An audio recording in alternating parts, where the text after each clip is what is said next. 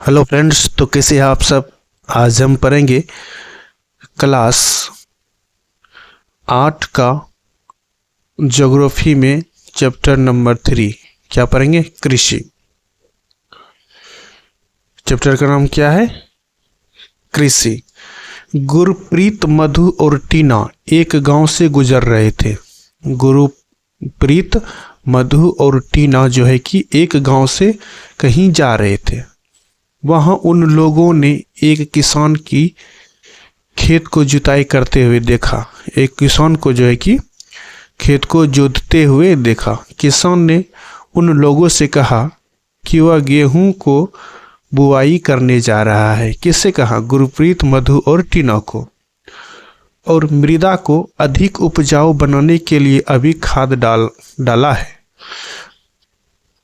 मतलब कि मृदा को अधिक उपजाऊ करने के लिए उसने खाद डाला है। उसने बच्चों से कहा कि गेहूं मंडी में अच्छी कीमत पर बिकेगा। गेहूं जो है कि मंडी में बहुत ही अच्छी कीमत पर बिकेगा, जहां से उसे आटे में परिवर्तित करके कारखानों में डबल रोटी और बिस्कुट बनाने के लिए ले जाया जाएगा। पैसे से पुरस्कृत उत्पाद तक के रूपांतरण में 3 प्रकार की आर्थिक क्रियाएं सम्मिलित है। ये प्राथमिक, द्वितीयक और तृतीयक क्रियाएं हैं। कौन कौन सी क्रियाएं हैं? प्राथमिक, द्वितीयक और तृतीयक क्रियाएं हैं। प्राथमिक क्रियाओं के अंतर्गत उन सभी क्रियाओं को शामिल किया जाता है जिनका संबंध प्राकृतिक संसाधनों के उत्पादन और निष्कर्षण से है। प्राथमिक क्रियाओं के अंतर्गत क्या है? प्राकृतिक संसाधनों के उत्पादन और उसके क्या है? निष्कर्षण से है। कृषि, मत्स्य और संग्रहण इनके अच्छे उदाहरण हैं। कृषि और मत्स्य और संग्रहण इनके बहुत अच्छे क्या है? एग्जाम्पल है। द्वितीयक क्रियाएं इन संसाधनों के प्रसंस्करण से संबंधित है।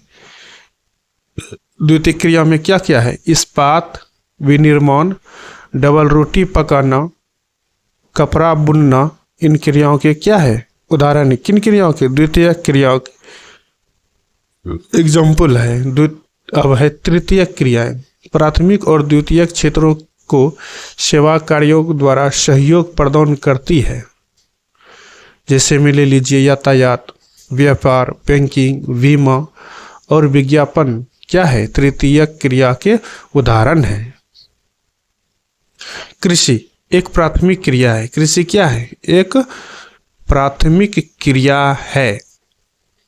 फसलों, फलों, सब्जियों, फूलों को उगाना और पशुपालन इसमें शामिल है। विश्व में 50% लोग कृषि से संबंधित क्रियाओं में संलग्न हैं।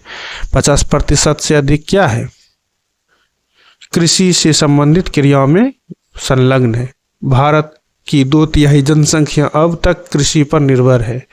भारत की 2/3 जनसंख्या यानी पॉपुलेशन किस पर निर्भर है? कृषि पर। अनुकूल स्थलाकृति, मृदा और जलवायु कृषि क्रियाकलाप के लिए अनिवार्य है। जिस भूमि पर फसलें उगाई जाती है कृषिगत भूमि कहलाती है। जिस भूमि पर फसल उगाई जाती है वो क्या कहलाती है? कृषिगत भूमि कहलाती है। आप मानचित्र 3.1 में देख सकते हैं कि कृषि क्रियाकलाप विश्व के उन्हीं प्रदेशों से संकेंद्रित है जहां फसल उगाने के लिए उपयुक्त कारक क्या है? विद्यमान है। देखिए शब्द की उत्पत्ति। एग्रीकल्चर शब्द की उत्पत्ति लैटिन शब्दों एगर या एग्री जिसका अर्थ है मृदा और कल्चर का अर्थ है कृषि करने योग्य से हुई है। देखिए एग्रीकल्चर शब्द की उत्पत्ति किससे हुई है? ये लैटिन भाषा से हुई है। एगर या एग्री का अर्थ है मृदा। एग्री का अर्थ क्या है? मृदा यानी कि सॉइल। कल्चर का अर्थ है कृषि। कल्चर का मतलब क्या है? कृषि।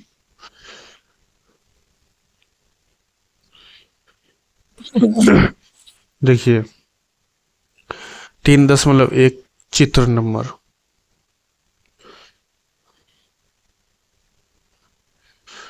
उत्तरी अटलांटिक महासागर ये है, प्रशांत महासागर इधर है, मकर रेखा ये देखिए, मकर रेखा कैसी गुजरती है, मकर रेखा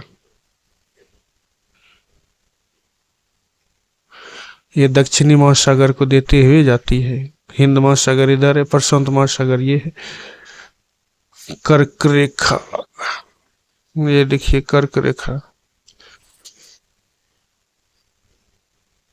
ये कर्क रेखा है, कृषिगत भूमि इधर है, दक्षिणी सागर, इसके बारे में विस्तृत जानकारी देख सकते हैं। ये देखिए, क्या आप जानते हैं एग्री प्लस कल्चर बराबर हुआ एग्रीकल्चर, ठीक, सेरी प्लस कल्चर यानी सेरी जोड़ कल्चर बराबर हो गया सेरी कल्चर, पीसी जोड़ कल्चर बराबर हो गया पीसी कल्चर, अब बीटी जोड़ कल्चर बराबर हो गया बीटी कल्चर, और हार्टी जोड़ कल्चर बराबर हो गया हार्टी कल्चर, ठीक है। देखिए, एग्रीकल्चर मतलब कि कृषि से संबंधित है, मृदा को जुताई, फसलों को उगाना और पशुपालन का विज्ञान एवं कला है। इसे खेती भी कहते हैं। खेती से संबंधित जैसे कि फसलों को उगाना हो गया, पशुपालन का विज्ञान एवं कला है, जिसे खेती भी कहते हैं। वो किस में आ गया? एग्रीकल्चर में आ गया। अब देखिए दूसरा क्या है, दूसरा है सेरीकल्चर, ठीक, सेरीकल्चर जो कि रेशम के उत्पादन से संबंधित है। रेशम के कीटों का वाणिज्यिक पालन या कृषक की आय में पूरक हो सकता है। कृषक की आय में क्या हो सकता है? पूरक हो सकता है। और तीसरा है पीसी कल्चर, जिसे मत्स्य पालन से संबंधित है। विशेष रूप से निर्मित तालाबों और पोखरों में मत्स्य पालन होता है। पीसी कल्चर किससे संबंधित है? मत्स्य पालन से। अब देखिए अगला है वीटी कल्चर, अंगूर की खेती, जिसे द्राक्षा कृषि भी कहते हैं। वीटी कल्चर किससे संबंधित है? अंगूर की खेती। अगला है हार्टिकल्चर, उद्यान कृषि। हार्टिकल्चर किससे संबंधित है? उद्यान कृषि से संबंधित है। कौन सा? हार्टिकल्चर। वाणिज्यिक उपयोग के लिए सब्जियों, फूलों और फलों को उगाना। फूलों और सब्जियों का अध्ययन क्या कहलाएगा? हार्टिकल्चर कहलाएगा। अंगूर की खेती का अध्ययन क्या कहलाएगा? विटीकल्चर कहलाएगा। तालाबों और पोखरों में मत्स्य पालन किससे रिलेटेड है? पीसी कल्चर से रिलेटेड है। रेशम कीटों का वाणिज्यिक पालन क्या कहलाएगा? किससे संबंधित है? तो रेशम सेरीकल्चर से संबंधित है। रेशम किससे संबंधित है? सेरीकल्चर से। एग्रीकल्चर किससे संबंधित है?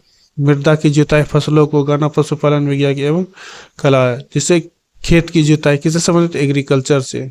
फसलों को उगाना किससे संबंधित है? तो एग्रीकल्चर से संबंधित है। याद रह जाएगा। अब देखिए कृषि तंत्र। कृषि या खेती को एक तंत्र के रूप में देखा जा सकता है। कृषि या खेती को किसके रूप में देखा जा सकता है? एक तंत्र के रूप में। इसके महत्वपूर्ण निवेश बीज, उर्वरक, मशीनरी और श्रमिक है। जुताई और बुआई, सिंचाई, निराई और कटाई इसकी कुछ संक्रियाएं हैं। इस तंत्र के निर्गतों के अंतर्गत फसल, ऊन, डेयरी और कुक्कुट उत्पाद आते हैं। क्या क्या आते हैं? कुक्कुट उत्पाद भी आते हैं। जैसे कि आप इस चित्र में देख सकते हैं। ये भी देखिए मानवीय निवेश ये हुआ। अब भौतिक निवेश क्या है? सूर्य प्रकाश है, वर्षा है, तापमान है, मृदा है, ढाल है, ये सब भौतिक निवेश है। मानवीय निवेश में देखिए भंडारण का घर है, श्रम जो काम करता है, श्रमिक है, मशीनरी चीज ये देखिए, और रासायनिक ये खाद है। ये सब क्या है? मानवीय निवेश है।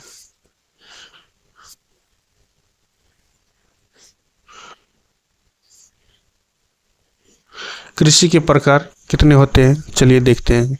विश्व में कृषि विभिन्न तरीकों से की जा सकती है, यानी तरीकों से की जाती है। भौगोलिक दशाओं, उत्पाद की मांग, श्रम और प्रौद्योगिकी के स्तर के आधार पर कृषि दो मुख्य प्रकार में वर्गीकृत की जा सकती है। ये है निर्वाह कृषि और वाणिज्यिक कृषि।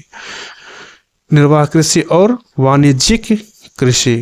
निर्वाह कृषि किसे कहते हैं, चलिए देखते हैं। इस प्रकार की कृषि कृषक परिवार की आवश्यकताओं को पूरा करने के लिए की जाती है। पारंपरिक रूप से कम उपज प्राप्त करने के लिए निम्न स्तरीय प्रौद्योगिकी और पारिवारिक श्रम का उपयोग किया जाता है। क्या क्या किया जाता है? पारंपरिक रूप से पारिवारिक श्रम का उपयोग किया जाता है। निर्वाह कृषि को पुनः गहन निर्वाह कृषि और आदिम निर्वाह कृषि में वर्गीकृत किया जा सकता है। निर्वाह कृषि को फिर दो भाग में बांटा जाता है। कौन कौन सा? आदिम निर्वाह कृषि और कृषि, हाँ अच्छा, गहन निर्वाह कृषि और आदिम निर्वाह कृषि में किसमें किया जाता है? गहन निर्वाह कृषि और आदिम निर्वाह कृषि में वर्गीकृत किया जा सकता है। गहन निर्वाह कृषि देखिए, गहन निर्वाह कृषि में किसान एक छोटे भूखंड पर साधारण औजारों और अधिक श्रम से खेती करता है। ठीक है, गहन निर्वाह कृषि में क्या करता है? एक किसान जो है कि छोटे भूखंड पर यानी कि छोटे से जमीन पर साधारण औजारों और अधिक श्रम से खेती करता है। साधारण औजार और उसमें ज़्यादा मेहनत करता है। अधिक धूप वाले दिनों से युक्त जलवायु और उर्वर मृदा वाले खेत में एक वर्ष में एक से अधिक फसलें उगाई जा सकती है। स्वाभाविक है, उगाएगा ही। चावल मुख्य फसल होती है। उस समय क्या होती है? चावल जो है कि मुख्य फसल होती है। अन्य फसलों में गेहूं, मक्का, दलहन और तिलहन भी शामिल है। गहन निर्वाह कृषि दक्षिण पूर्वी और पूर्वी एशिया की सघन जनसंख्या वाले मानसूनी प्रदेशों में प्रचलित है। अब देखिए आदिम निर्वाह कृषि। आदिम निर्वाह कृषि है में स्थानांतरित कृषि और चलवासी पशुचारण शामिल है। चलवासी पशुचारण क्या है? शामिल है। रोचक तथ्य क्या है? जैविक कृषि। इस प्रकार की कृषि में रासायनिक खादों के स्थान पर जैविक खाद और प्राकृतिक कीटनाशी का उपयोग किया जाता है। फसलों का उत्पादन बढ़ाने के लिए कोई आनुवंशिक रूपांतरण नहीं किया जाता है। अच्छा, कीटनाशी का उपयोग किया जाएगा। आइए देखते हैं अगला है स्थानांतरित कृषि। अमेजन बेसिन के सघन वन क्षेत्रों, उष्णकटिबंधीय अफ्रीका, दक्षिण पूर्वी एशिया और उत्तरी पूर्वी भारत के भागों में प्रचलित है। स्थानांतरित कृषि कहाँ कहाँ है? अमेजन के बेसिन में। अच्छा, अमेजन बेसिन के सघन वन में है, उष्णकटिबंधीय अफ्रीका में है, दक्षिण पूर्वी एशिया में है और उत्तर पूर्वी भारत के भागों में ये बहुत प्रचलित है। ये भारी वर्षा और वनस्पति के तीव्र पुनर्जनन वाले क्षेत्र हैं। अच्छा, वृक्षों को काटकर और जलाकर भूखंड को साफ किया जाता है। वृक्ष को काटकर और जलाकर क्या किया जाता है? भूमि को यानी भूखंड को साफ किया जाता है। तब राख को मृदा में मिलाया जाता है। तब मक्का, रतालू, आलू और कस्बा जैसी फसलों को उगाया जाता है। भूमि की उर्वरता को समाप्ति के बाद वह भूमि छोड़ दी जाती है और कृषक नए भूखंड पर चला जाता है। स्थानांतरित कृषि को कर्तन एवं दहन कृषि के रूप में भी जाना जाता है। स्थानांतरण कृषि को किस रूप में जाना जाता है? कर्तन और दहन के रूप में भी जाना जाता है। स्थानांतरित कृषि को कर्तन एवं दहन के रूप में भी जाना जाता है। कर्तन एवं दहन के रूप में भी जाना जाता है। स्थानांतरित कृषि को कर्तन एवं दहन के रूप में भी क्या किया जाता है? जाना जाता है। देखिए, क्या आप जानते हैं स्थानांतरित कृषि विश्व के विभिन्न भागों में विभिन्न नामों से जानी जाती है। जैसे झूम कृषि उत्तर पूर्वी भारत में होता है, मिल्पा कृषि मेक्सिको में, रोका कृषि ब्राजील में, लदांग ये मलेशिया में है। यहाँ स्थानांतरित कृषि होता है। झूमिंग, मिल्पा, रोका, लदांग। चलवासी पशुचारण। सहारा के अर्धशुष्क और शुष्क प्रदेशों में, मध्य एशिया और भारत के कुछ भागों जैसे राजस्थान और जम्मू कश्मीर में प्रचलित है। चलवासी पशुचारण कहाँ कहाँ है? मध्य एशिया के कुछ भागों में, जैसे राजस्थान हो गया, जम्मू और कश्मीर में बहुत ही फेमस है, यानी प्रचलित है। इस प्रकार की कृषि में पशुचारक अपने पशुओं के साथ चारे और पानी के लिए एक स्थान से दूसरे स्थान पर निश्चित मार्गों से घूमते हैं। देखिए, इस प्रकार की खेती में पशुचारक जो है, जो पशु चराने वाला, पशुओं के साथ जो है कि चारे और पानी के लिए, देखिए पशु का जो घास उस चारा होता है और पानी के लिए एक स्थान से दूसरे स्थान पर निश्चित मार्गों से घूमते रहते, एक निश्चित टाइम से निश्चित रास्ते से घूमते रहते। इस प्रकार की गतिविधि जलवायु बाधाओं और भूभाग की प्रक्रिया स्वरूप उत्पन्न होती है। इस प्रकार की ये जो एक्टिविटी यानी गतिविधि है जलवायु बाधाओं यानी कि मानसूनी बाधाओं और भूभाग की प्रतिक्रिया स्वरूप उत्पन्न होती है। पशुचारक मुख्यतः भेड़, ऊंट, मवेशी, याक और बकरियां पालते हैं। पशुचारक क्या पालते हैं? भेड़, ऊंट, मवेशी, याक और बकरियां भी पालते हैं। ये पशुचारकों और उनके परिवारों के लिए दूध, मांस, ऊन, खाल और अन्य उत्पाद उपलब्ध कराते हैं। अच्छा, ये पशुचारक जो है, ये पशुचारकों और उनके परिवारों के लिए दूध, मांस, ऊन, खाल और अन्य उत्पाद भी उपलब्ध कराते हैं। अच्छा, क्या करा जी? ऊंट, मवेशी, याक, ये सभी कराते हैं। वाणिज्यिक कृषि। अच्छा, अगला है वाणिज्यिक कृषि। वाणिज्यिक कृषि में फसल उत्पादन और पशुपालन बाजार में विक्रय हेतु किया जाता है, यानी कि बेचने के लिए किया जाता है। वाणिज्यिक कृषि फसल उत्पादन और पशुपालन बाजार में बिक्री हेतु किया जाता है। इसमें विस्तृत कृषि क्षेत्र और अधिक पूंजी का उपयोग किया जाता है। अधिकांश कार्य मशीनों द्वारा किया जाता है। अधिकांश जो काम है जो है कि किसके द्वारा किया जाता है? मशीनों के द्वारा किया जाता है। वाणिज्यिक कृषि में वाणिज्यिक अनाज कृषि, मिश्रित कृषि और रोपण कृषि भी शामिल है। रोपण वृद्धि भी क्या है? शामिल है। ये देखिए, चलवासी पशुचारक चित्र 3.4 में चलवासी पशुचारक अपने ऊंटों के साथ घूमते फिरते।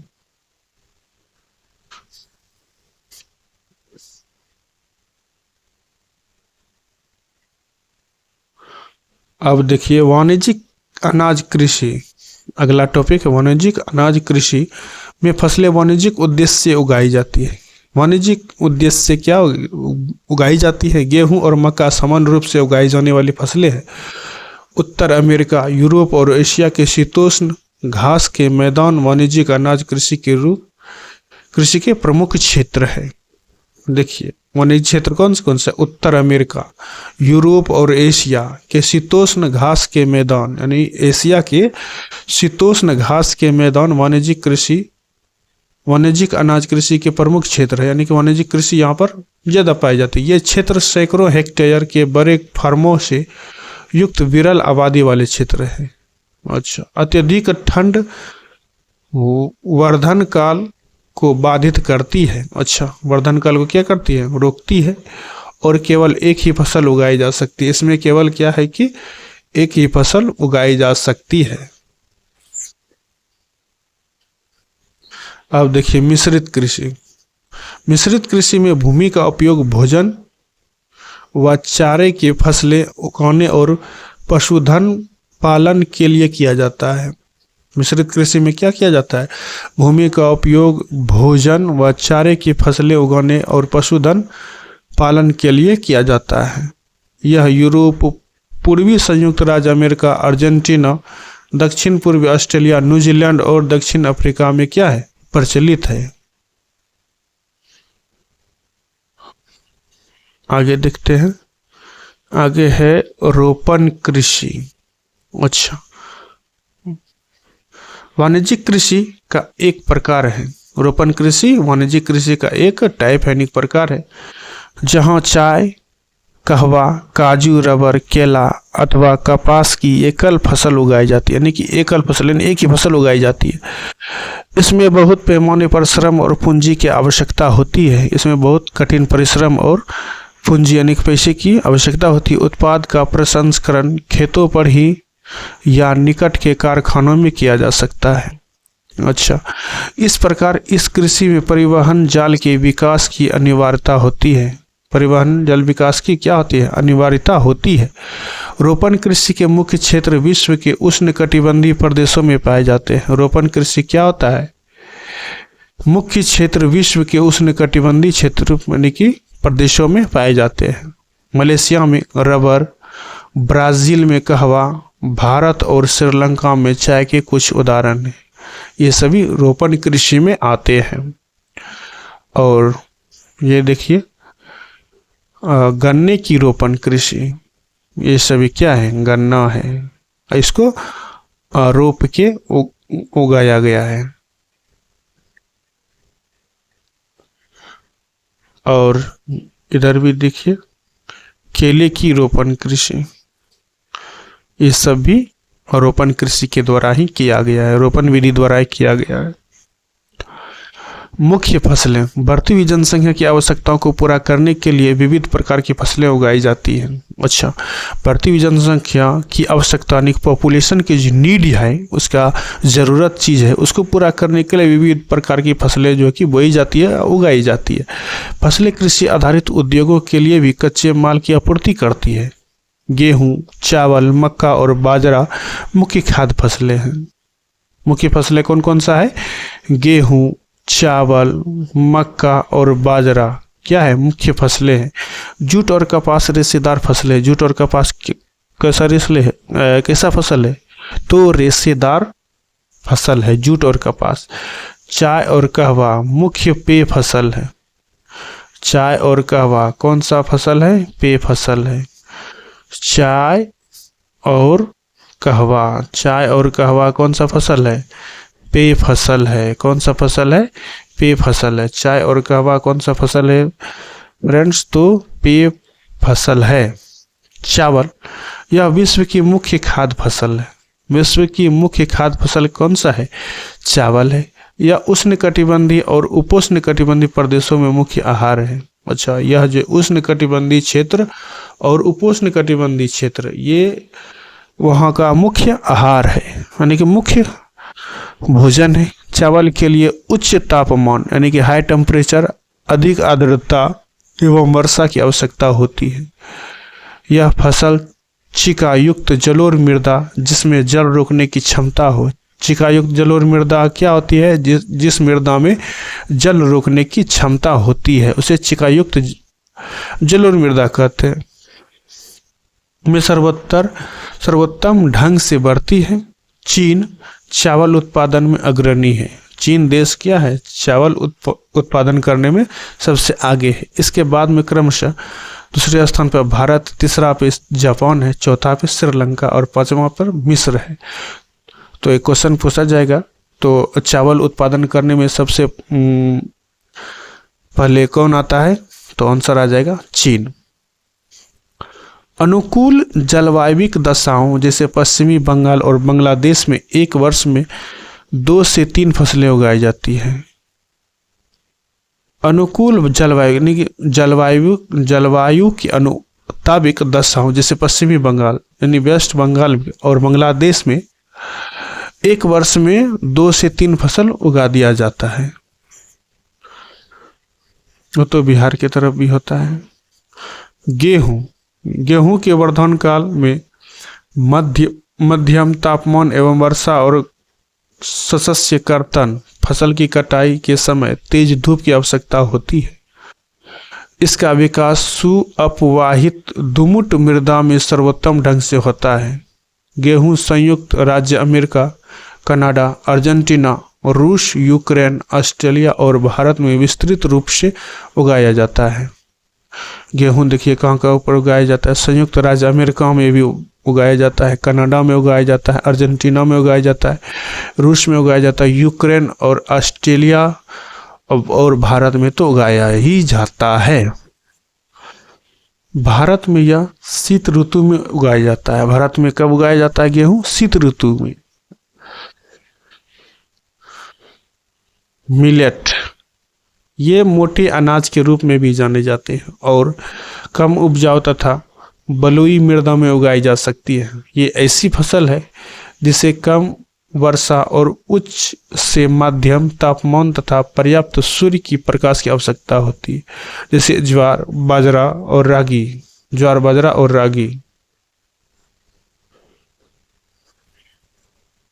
चावल की कृषि का दृश्य, यह उस समय कैसे रोपण विधि द्वारा किया जाता है। गेहूं का शस्य कर्तन, ये देखिए गेहूं का शस्य कर्तन।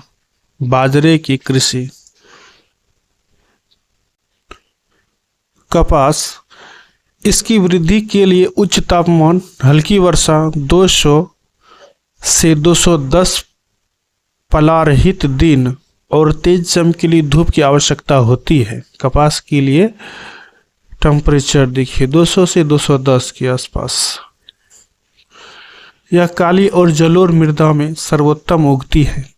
कपास जो है कि काली और जलोढ़ मिट्टी में ज्यादा उगती है। चीन, संयुक्त राज्य अमेरिका, भारत, पाकिस्तान, ब्राजील और मिस्र कपास के अग्रणी उत्पादक है। सबसे ज्यादा कपास कहाँ उगते हैं? चीन में, उसके बाद संयुक्त राज्य अमेरिका में, उसके बाद है तीसरे नंबर पर भारत में, चौथे नंबर पर पाकिस्तान में, और ब्राजील और मिस्र के कपास जो कि अग्रणी उत्पादक है। यह सूती वस्त्र उद्योग के लिए एक महत्वपूर्ण कच्चा माल है। उसके बाद देखिए कौन सा है? पटसन। इसको सुनहरा रेशा के रूप में भी जाना जाता है। पटसन को सुनहरा रेशा के रूप में जाना जाता है। यह जलोढ़ मिट्टी यानी मृदा में अच्छे ढंग से विकसित होता है और इसे उच्च तापमान, भारी वर्षा और आर्द्र जलवायु की आवश्यकता होती है। आर्द्र जलवायु मतलब कि आधी जलवायु की नीड यानी कि आवश्यकता होती है। यह फसल उष्णकटिबंधीय क्षेत्रों में उगाई जाती है। भारत और बांग्लादेश पटसन के अग्रणी उत्पादक है। भारत और बांग्लादेश किसके अग्रणी उत्पादक है? पटसन के सबसे आगे उत्पादक है। कॉफी, इसके लिए गर्म एवं आर्द्र जलवायु और सुअपवाहित दोमट मृदा की आवश्यकता होती है। इस फसल की वृद्धि के लिए पर्वतीय ढाल अधिक उपयुक्त होती है। ब्राजील कॉफी का अग्रणी उत्पादक है। कॉफी का सबसे ज्यादा उत्पादक ब्राजील करता है। इसके पश्चात कोलंबिया, उसके बाद भारत है। सबसे ज्यादा कौन करता है? ब्राजील करता है। उसके बाद कोलंबिया और तीसरे नंबर पर क्या है? भारत है। रोचक तथ्य, कॉफी और पौधे की खोज किसने की थी? कॉफी के पौधे की खोज जो है कि किसने किया था? चलिए देखते हैं। कॉफी की खोज के विषय में विभिन्न कहानियां प्रचलित है। लगभग 850 ईस्वी में कालंदी नाम का एक अरबवासी जो बकरी चराने वाला था। अच्छा, कॉफी की खोज देखिए लगभग 850 850 ईस्वी में कालंदी नाम का एक अरबवासी जो कि अरब का वासी था जो बकरी चराने वाला था। अच्छा, जो बकरी चरवा था, अपनी बकरियों को अनोखी उछल कूद और हरकतों को देखकर परेशान था। एक दिन उसने भी 10 सदाहरित पौधे की फलियों को चख कर देखा। अच्छा, 10 सदाहरित पौधे की कली जो होता है उसने चखा, जिन्हें उसकी बकरियां प्रतिदिन खाया करती थी।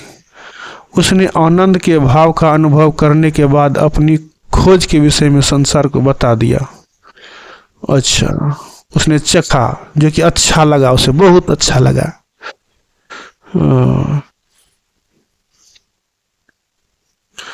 और ई देखिए, ई है चित्र 3.12 कॉफी का खेती। अब देखिए चाय, बागानों में उगाए जाने वाले एक पेय फसल है। चाय जो है कि बागानों में उगाए जाने वाली एक पीने वाला फसल है। इसकी कोमल पत्तियों की वृद्धि के लिए ठंडी जलवायु और वर्षा भर समवितरित उच्च वर्षा की आवश्यकता होती है। यानी कि 1 साल तक इसे जो है कि बराबर वर्षा की आवश्यकता होती है। इसके लिए सुअपवाहित दोमट मृदा और मंद ढाल की आवश्यकता होती है। पत्तियों को चुनने के लिए अधिक संख्या में श्रमिकों की आवश्यकता होती है। पत्तियों को चुनने के लिए ज़्यादा से ज़्यादा संख्या में मजदूरों की आवश्यकता होती है, काम करने वाले आदमी की आवश्यकता होती है। चाय का रोपण कृषि। देखिए, कृषि का विकास संबंध बढ़ती जनसंख्या की बढ़ती मांग को पूरा करने के लिए कृषि के उत्पादन को बढ़ाने की दिशा में किए जाने वाले प्रयासों से है। अच्छा, उसका जो प्रयास किया जाता है कृषि को बढ़ाने के लिए, कृषि का उत्पादन कैसे बढ़ाया जाए, उससे कृषि का विकास से संबंधित है। यह कई तरीकों से प्राप्त किया जा सकता है, जैसे बोए गए क्षेत्र में विस्तार करके, यानी कि बोए गए एरिया को विस्तार करके, बोई जाने वाली फसलों की संख्या को बढ़ाकर, यानी कि जो चीज़ रोपते हैं उसकी संख्या हम बढ़ाकर, सिंचाई सुविधाओं में सुधार करके, उर्वरकों और उच्च उपज देने वाले बीजों का प्रयोग द्वारा, यानी कि खाद बीज जो हम डालते हैं उनको अधिक ज़्यादा देकर। कृषि का मशीनीकरण भी कृषि के विकास का ही एक अन्य पहलू है। कृषि के विकास का चरम लक्ष्य खाद्य सुरक्षा को बढ़ाना है। कृषि का विकास का जो चरम यानी अवस्था का लक्ष्य जो है खाद्य सुरक्षा को क्या है, यानी कि खाद्य का जो सिक्योरिटी है इसको बढ़ाने से है। कृषि का विकास विश्व के विभिन्न भागों में विभिन्न गतियों से हुआ है। अधिक जनसंख्या वाले विकासशील देश अधिकतर गहन कृषि करते हैं। कौन सा कृषि करते हैं? गहन कृषि करते हैं, जहां छोटी जोतों पर सामान्यतः जीविकोपार्जन के लिए फसलें उगाई जाती हैं। बड़ी जोतें वाणिज्यिक कृषि के लिए अधिक उपयुक्त होती है, यानी कि बड़ा जो जोत है वाणिज्यिक खेती के लिए अधिक उपयोगी साबित होती है, जैसे संयुक्त राज्य अमेरिका, कनाडा और ऑस्ट्रेलिया में।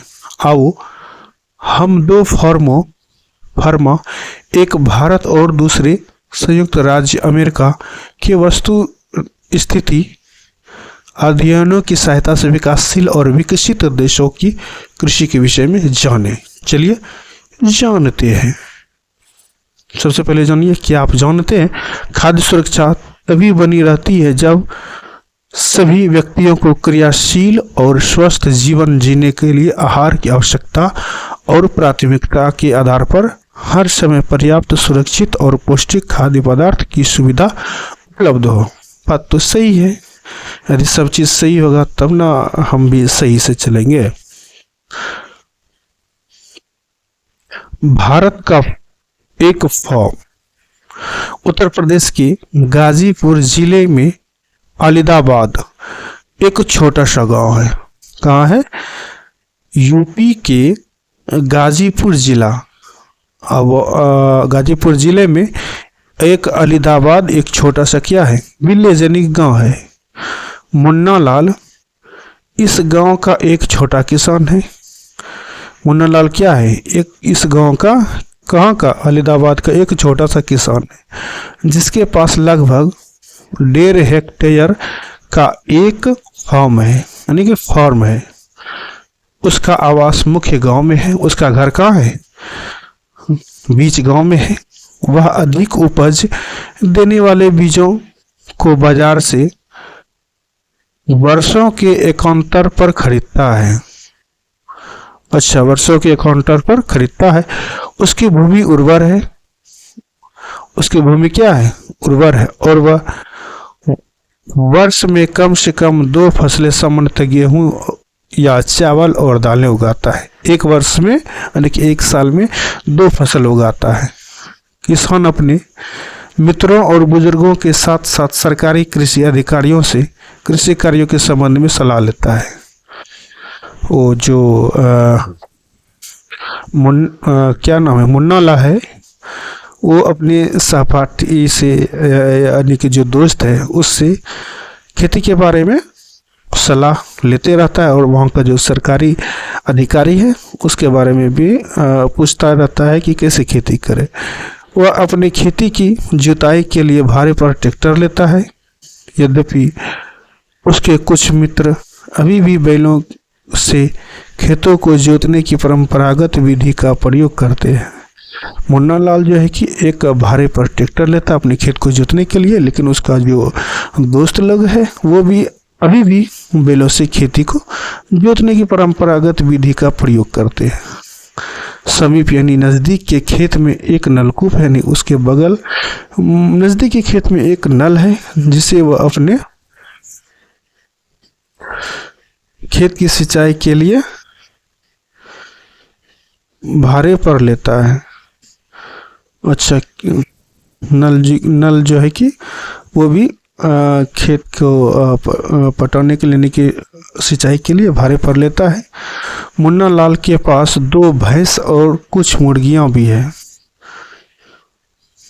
वह निकट के शहर में स्थित सहकारी भंडार में दूध बेचता है। अच्छा, वह मतलब नज़दीक के शहर में सहकारी भंडार में क्या करता है, दूध बेचता है। वह वहाँ एक सदस्य है, वह वहाँ का एक क्या है, सदस्य। सहकारी समिति उसके जानवरों के लिए चारे के प्रकार, पशुधन के स्वास्थ्य के सुरक्षात्मक उपायों और कृत्रिम गर्भाधान के संबंध में भी सलाह देती है। गर्भाधान के संबंध में क्या देती है, सलाह देती है। कृषि के विविध कार्यों में परिवार के सभी सदस्य उसकी सहायता करते हैं। कभी कभी वह बैंक या कृषि सहकारी समिति से बीजों की उच्च उपज वाली किस्मों और औजारों को खरीदने के लिए ऋण लेता है। कभी कभी वह जो है कि बैंक या कृषि सलाहकार समिति से बीजों की अच्छी उपज वाली किस्मों और औजारों को खरीदने के लिए ऋण लेता है, यानी कर्ज लेता है। वह अपने उत्पाद को निकट के शहर में स्थित मंडी में बेचता है। अधिकांश किसानों के पास भंडारण सुविधाओं की कमी होती है। अधिकांश किसान जो है उसके पास स्टोर करने की जो सुविधा है उसकी कमी होती है, इसलिए वे बाजार के अनुकूल न होने पर भी अपने उत्पादों को बेचने के लिए विवश हो जाते हैं। हाल ही के वर्षों में सरकार ने भंडारण की सुविधाओं के विकास के लिए कुछ कदम उठाए हैं। अच्छा, ये देखिए भारत के खेत कैसे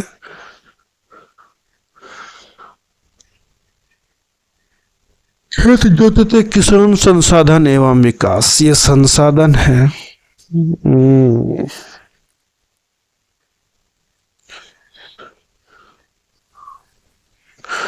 ऊपर हमने भारत के बारे में देखा, अब देखिए संयुक्त राज्य अमेरिका का एक फॉर्म। संयुक्त राज्य अमेरिका का फॉर्म कैसा है, चलिए देखते हैं।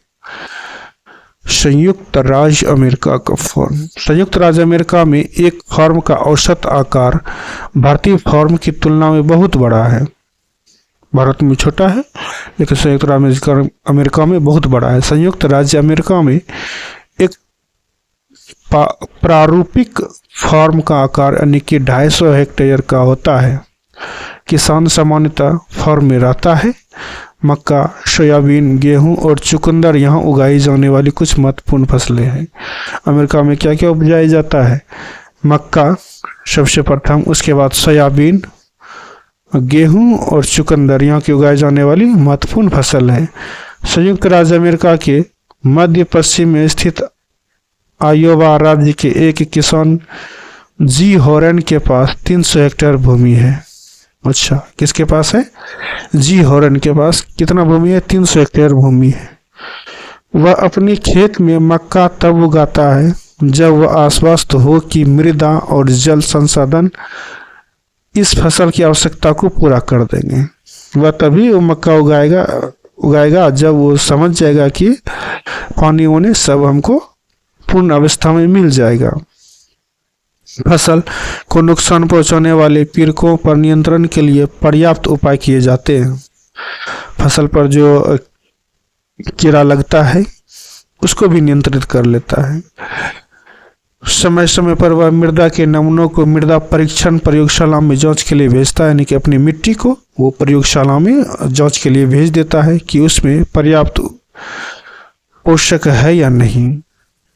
ये परिणाम जो हॉरेन को वैज्ञानिक उर्वरक कार्यक्रम की योजना बनाने में मदद करते हैं। अच्छा, वैज्ञानिक कार्यक्रम को योजना बनाने में क्या करता है, हेल्पफुल साबित होता है। उसका कंप्यूटर उपग्रह से जुड़ा हुआ है जो उसे उसके खेत के यथार्थ तस्वीर देता है।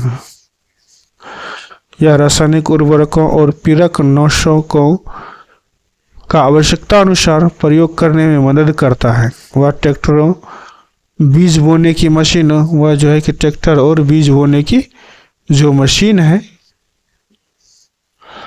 समतलक, संयुक्त हार्वेस्टर और थ्रेशर के उपयोग कृषि संबंधी विविध संक्रियाओं में करता है।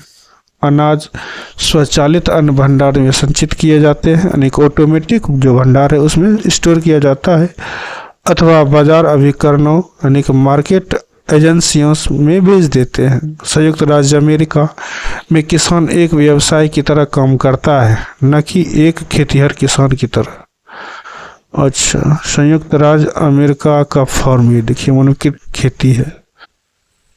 संयुक्त राज्य अमेरिका का जो किसान है वह जो है कि एक व्यवसाय की तरह काम करते हैं, यानी कि बिजनेसमैन की तरह काम करते हैं, न कि खेतिहर किसान की तरह। अमेरिका को इसी प्रकार डेवलपमेंट कंट्री नहीं कहते हैं दोस्तों। देखिए, अमेरिका में कीटनाशक का छिड़काव किसके द्वारा किया जाता है, हेलीकॉप्टर के द्वारा छिड़काव। देखिए कैसे कैसे करता है, उस समय का ये बात है, बहुत पहले समय का। संयुक्त राज्य अमेरिका का एक फार्म देखिए कितना बड़ा बड़ा है, बहुत बड़ा बड़ा। तो आज की क्लास में इतना ही, तब तक मिलते हैं आगे की वीडियो। जय हिंद, जय भारत।